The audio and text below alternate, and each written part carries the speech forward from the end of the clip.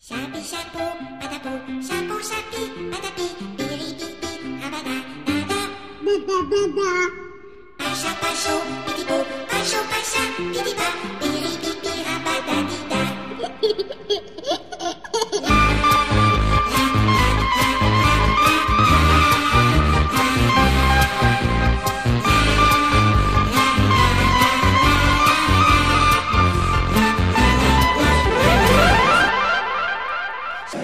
C'est un des très bons de Charlie. Enfin, c'est ce qu'on appelle la relève d'une manière un peu con, mais c'est effectivement la relève puisqu'il fait partie des plus jeunes dessinateurs de Charlie.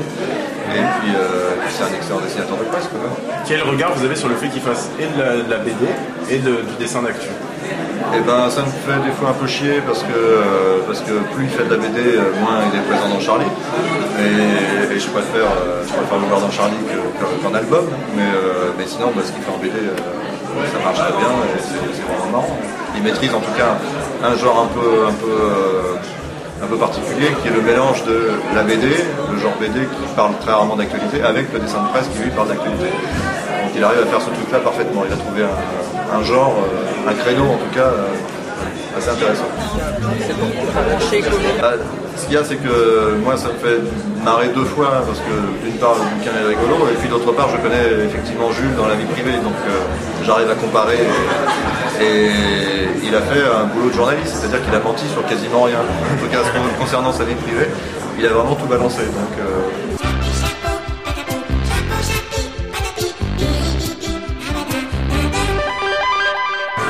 Jules est arrivé à la rédaction de Charlie Hebdo comme dessinateur, donc c'est devenu un collègue.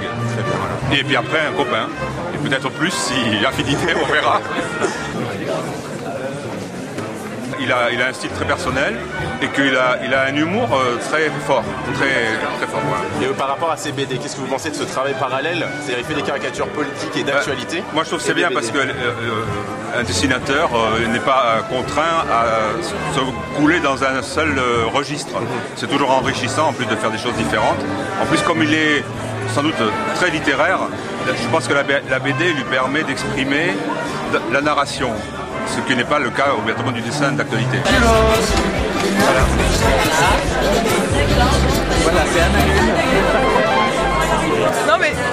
Non mais parce que je parlais avec un pote tout à l'heure qui me disait que quand t'as pas d'enfant, c'est peut-être moins. Évidemment quoi, t'es peut-être moins concerné. Moi j'ai pas d'enfant. Ça sera peut-être une préparation, comme un guide. Peut-être.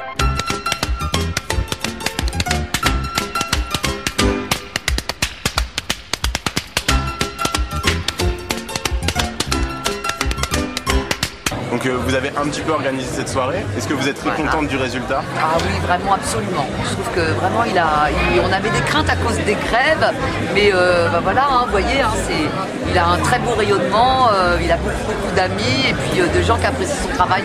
Et malgré les grèves, voilà, la galerie est pleine à craquer. Donc il a battu son record. On s'était donné un objectif et on l'a battu largement. Donc c'était quoi une soirée très réussie. On s'était dit si une 50 ouvrages, on sera très content vu la crise et la grève. Et là, il est largement au-dessus de ça. Ça moyenne, il a doublé. Wow. Donc c'est une très belle signature. C'est pas pour tous les auteurs qui se produit cet événement-là et cet enthousiasme-là. C'est rare. Voilà.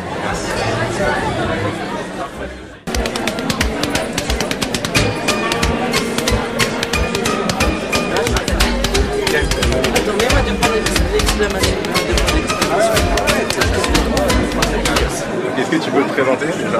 Tu veux que je me présente? Ouais. Alors je suis Clémence, je suis la femme de Julien Bergeau. Très bien. Voilà. Et dans la vie, tu fais quoi? Je suis femme au foyer en ce moment parce que je viens d'avoir une petite fille qui s'appelle Annalune. Et en même temps, tu es héroïne de BD. Héroïne de BD, puis je soutiens mon mari, c'est lui qui l'a fait. Et moi je l'ai vu travailler à la maison, chercher ses idées, tout ça. Qu'est-ce que tu penses du travail de ton mari? Charlie Hebdo, je parle. C'est difficile de juger pour moi, parce que voilà quoi. T'es pas très neutre. Je suis pas très, voilà, je suis un peu subjectif, mais non, je trouve qu'il réussit à conserver ses opinions, à les faire passer. C'est difficile, tu vois. C'est pas tout le temps facile d'avoir des bonnes idées, d'être drôle avec de l'actualité et tout ça. Et je trouve que bien sûr bien. Ouais. Et tu sais que je viens de commencer, bah ouais, je viens d'apprendre à tricoter. Ouais. Parce que tu sais que c'est le grand truc à Los Angeles, à Hollywood. Voilà. Les actrices maintenant, Angelina Jolie. Mais on voit, de toute façon, t'es très New York. Bah, ouais, je suis très New York et je vous laisse à New York. Merci beaucoup. Bah, lui, c'est